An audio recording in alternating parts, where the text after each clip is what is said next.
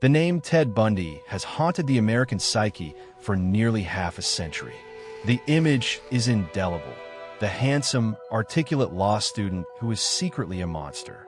But to focus only on the shocking contrast between his appearance and his actions is to miss the most terrifying question of all.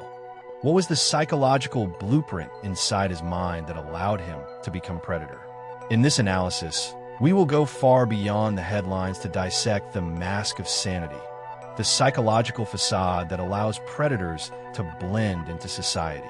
You will get a framework for understanding the core traits of a psychopath, from a profound lack of empathy to the mechanics of calculated, predatory manipulation, revealing a mind that operates on a completely different moral frequency.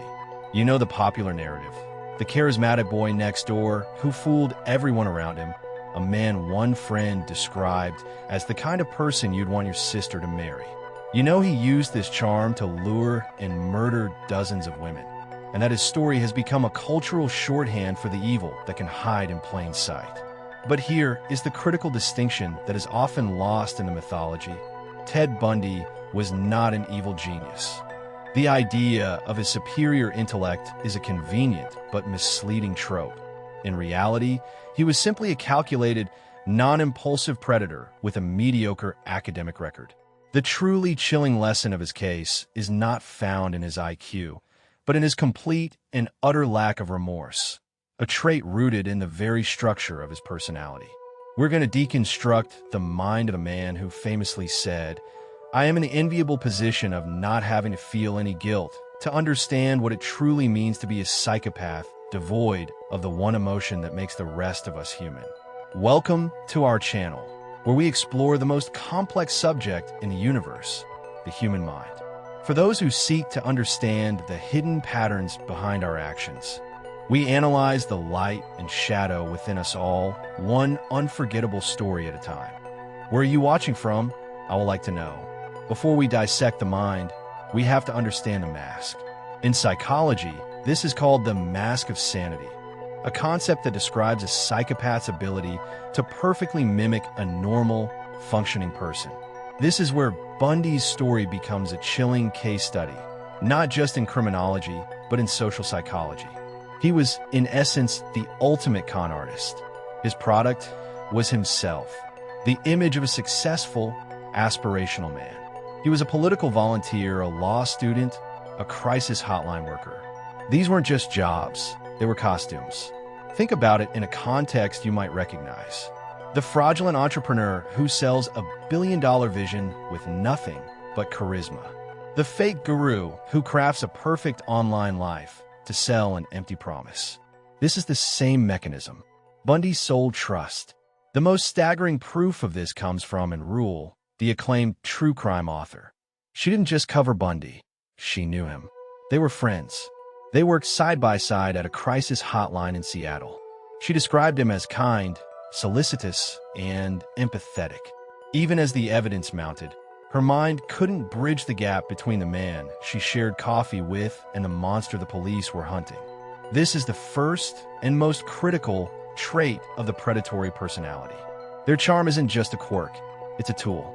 It's a rehearsed, fine-tuned performance designed to disarm. For an educated, successful person, someone like In Rule, or someone like you, we are trained to see confidence, intelligence, and charm as proxies for character. The predator knows this and exploits it. It's a chilling thought, and it leads to a vital question: how to spot a psychopath when their primary weapon is your own trust. But what happens when that mask is peeled back? What lies beneath that flawless, fraudulent performance? The answer is a psychological void far more terrifying than the mask itself. We'll look inside right after this. Welcome back. We've just established the psychopath's mask of sanity. Now we're going to peel it back and look at the clinical diagnosis, the emptiness at the very core. When psychologists finally evaluated Bundy, they weren't just guessing. They used a clinical tool called the Psychopathy Checklist Revised, or PCL-R. It's a 20-item inventory of personality traits. A score of 30 or higher is the clinical threshold for psychopathy. Bundy scored a 39 out of 40. He was a textbook case. Forensic psychologists diagnosed him with antisocial personality disorder, but that clinical term fails to capture the sheer emptiness his core. The defining trait? A profound, biological inability to feel empathy. It's not that he chose to ignore other people's feelings.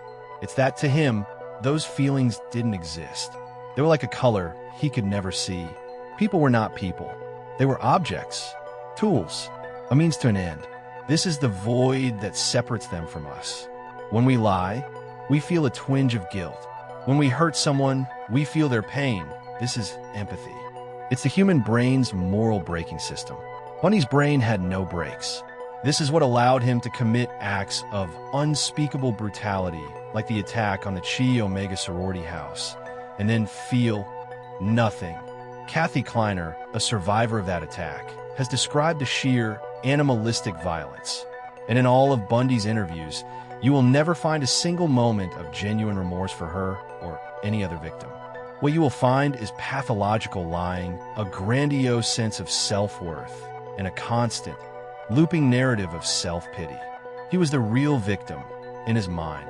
This combination of a flawless outer mask and a hollow inner core is one of the most crucial signs of a predator. The performance is everything, because without it, there's nothing else there.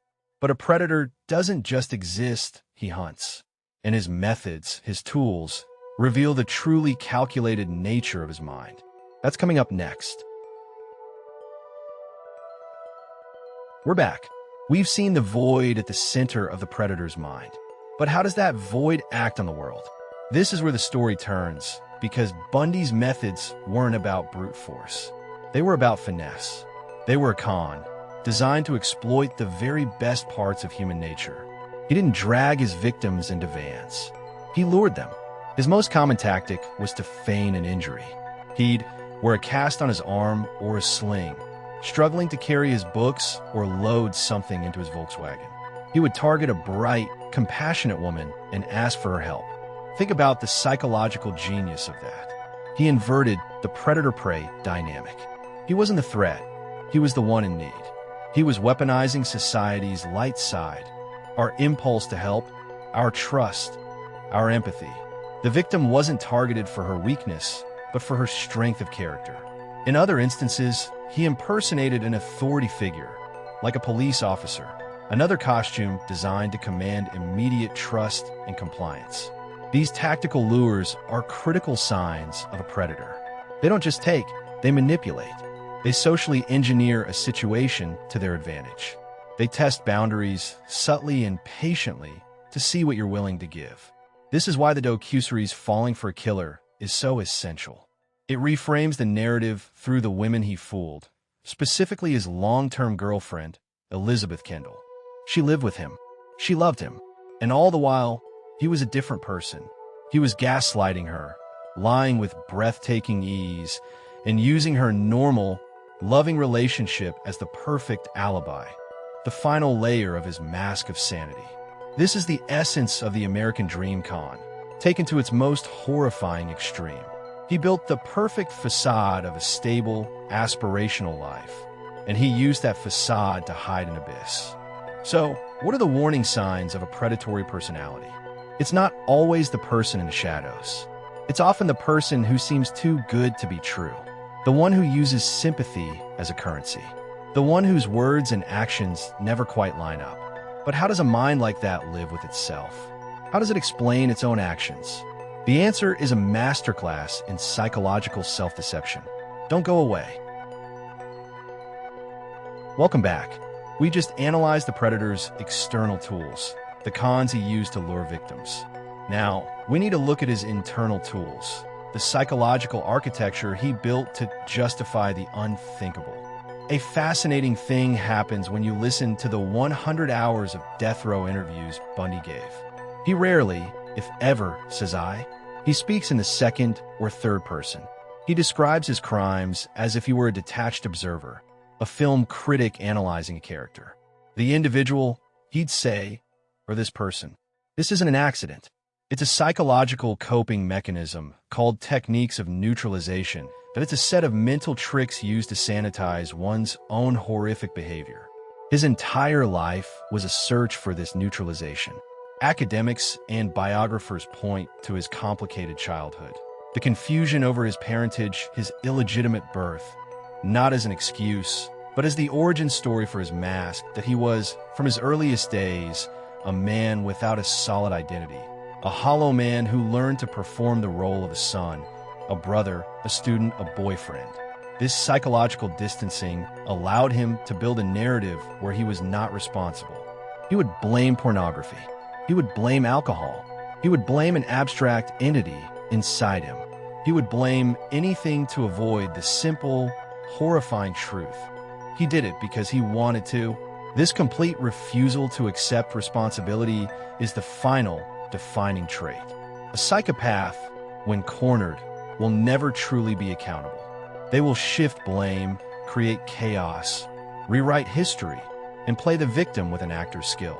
For the intelligent, educated mind, the mind of an executive, an academic, or a professional, this is the most disorienting part of the con.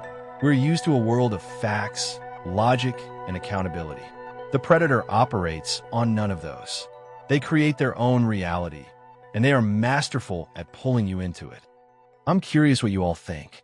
Based on this, do you believe a predator like this is born with a different brain or made by their environment? Let me know your theory in the comments. And if you're finding this analysis valuable, please take a second to hit the like button. It really helps the channel. This complete lack of accountability is the final piece of the puzzle. When we put all these pieces together, we get the complete blueprint. We'll assemble it next.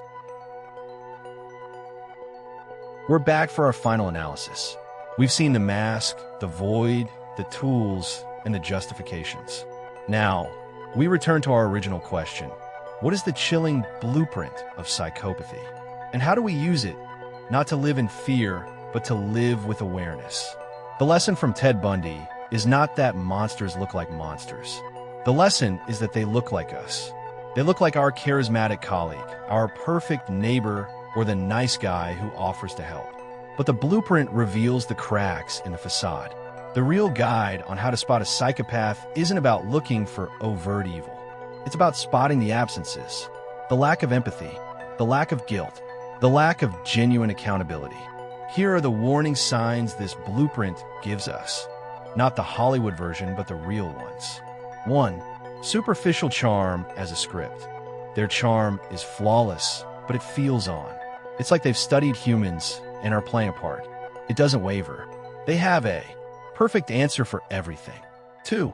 Pathological lying. Not just big lies, but small, pointless ones. They lie when the truth would be easier simply to feel the power of deceiving you. 3. The pity play. They have an uncanny ability to make you feel sorry for them, often right after they've hurt you. They use sympathy as a tool of control. 4. The blame shift. Nothing is ever their fault. Ever. A true psychopath is constitutionally incapable of saying, "I was wrong. I am sorry." They will instead tell you why you or the world made them do it. 5. The void. This is the most subtle. It's that feeling you get when you're with them. A sense of hollowness. A feeling that the person you're talking to isn't really there. It's the mask you're seeing, not the person. Bundy's case endures, not because he was a genius, but because he was a mirror. He showed us how easily our social contract can be hijacked. He showed us the terrifying power of a performance. He was the ultimate fraud, selling an aspirational image of a man who simply wasn't there. And by deconstructing his blueprint, we move from fear to understanding, and from myth to a framework we can actually use. Thank you for joining me for this analysis. Our goal here is not to sensationalize, but to understand. The human mind is capable of blinding light and terrifying darkness, and we can only navigate it by being willing to look at both. If you believe in understanding the why, please subscribe to the channel and click the bell so you won't miss our next story. Weary the Mind Explained. We're dedicated to exploring the most complex subject in the universe, one story at a time. See you in the next one.